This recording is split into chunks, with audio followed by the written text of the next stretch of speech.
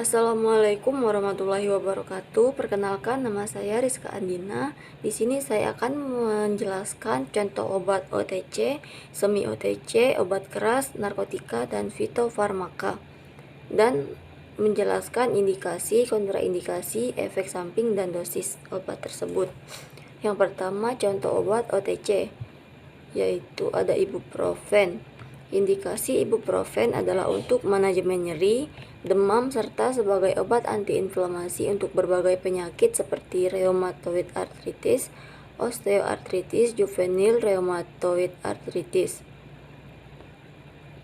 Kontraindikasi ibuprofen yaitu jika terdapat riwayat reaksi hipersensitivitas terhadap obat ini atau obat antiinflamasi non-steroid lainnya.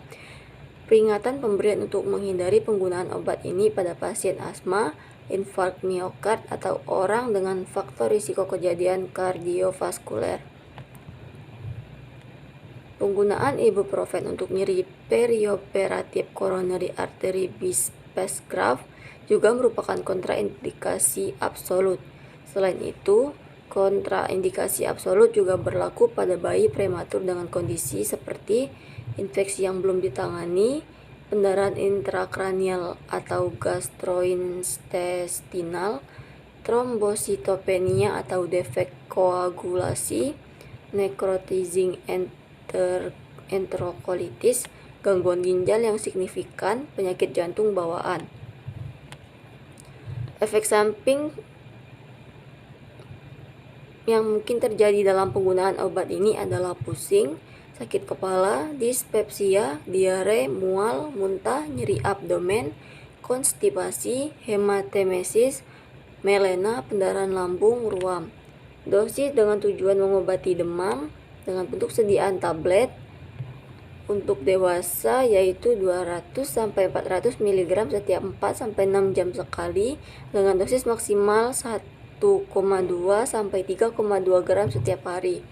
Durasi maksimum 3 hari. Anak 6 bulan sampai 12 tahun 5-10 mg per kilogram setiap 6-8 jam. Maksimal penggunaan 40 mg per kilogram per hari, maksimal 400 mg per dosis. Yang kedua ada contoh obat semi OTC, yaitu ada CTM atau chlorpheniramine.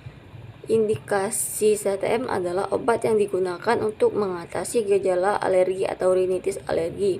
Obat ini dapat meredakan mata merah dan berair, hidung meler, bersin, serta gatal di kulit, hidung, mata, dan tenggorokan akibat alergi.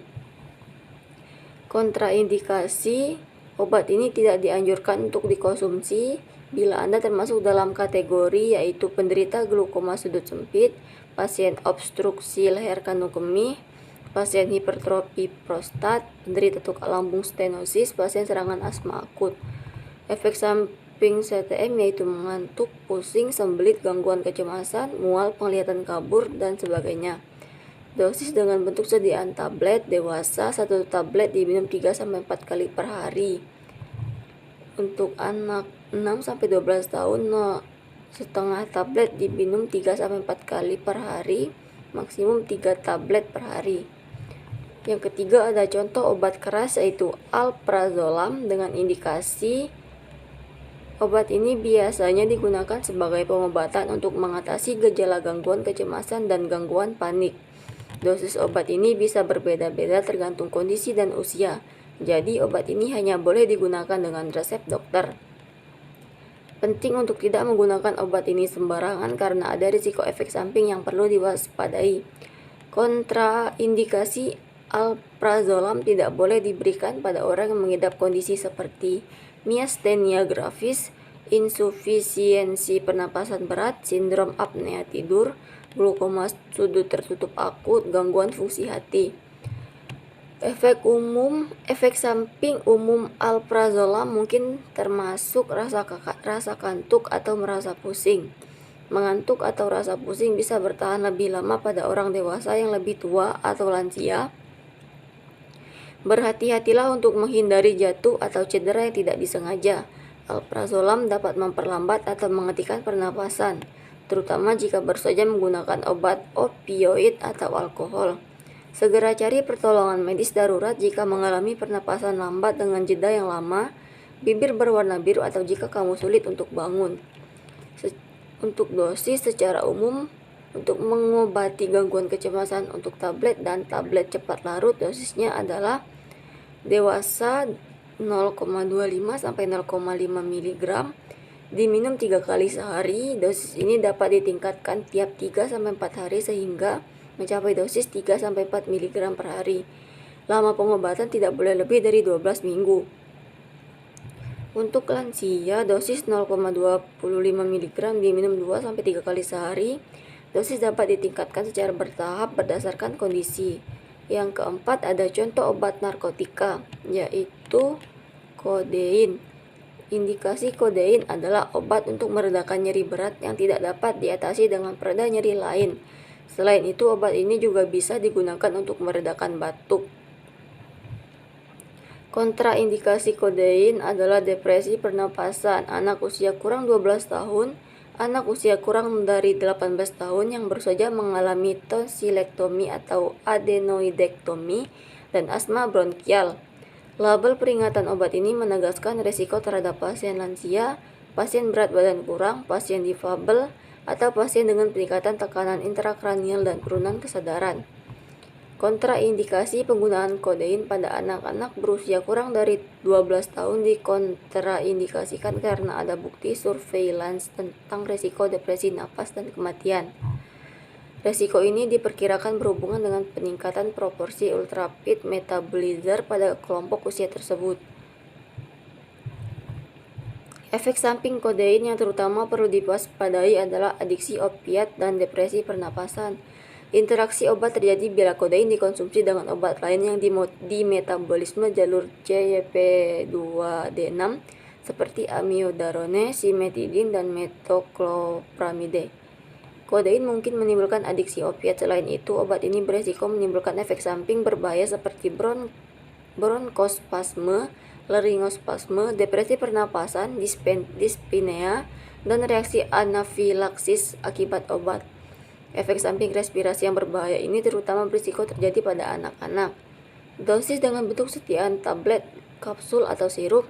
Dokter akan menentukan dosis kodein sesuai dengan kombinasi obat, kondisi, dan usia pasien. Berikut adalah dosis umum kodein berdasarkan tujuan penggunaannya dengan tujuan meringankan nyeri.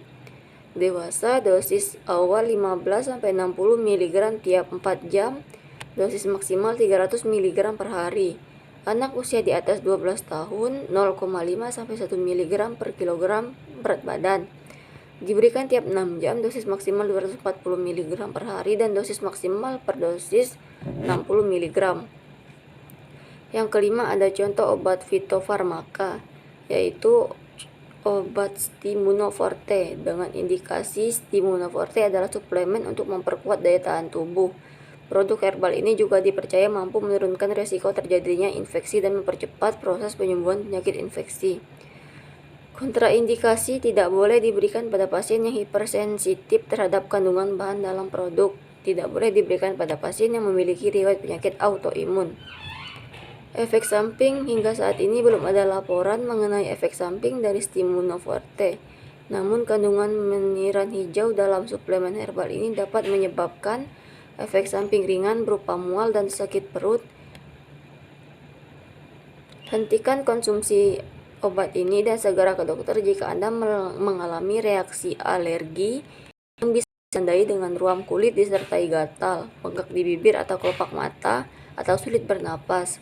Dosis Stimunoforte untuk orang dewasa dan anak-anak lebih dari 12 tahun berdasarkan bentuk sediaannya. Stimunoforte kapsul, dosis yang dianjurkan adalah 1 kapsul 3 kali sehari. Stimunoforte cair, dosis yang dianjurkan adalah 10 ml 1 stick pack 3 kali sehari. Baiklah, sekiranya hanya itu yang dapat saya sampaikan. Wassalamualaikum warahmatullahi wabarakatuh.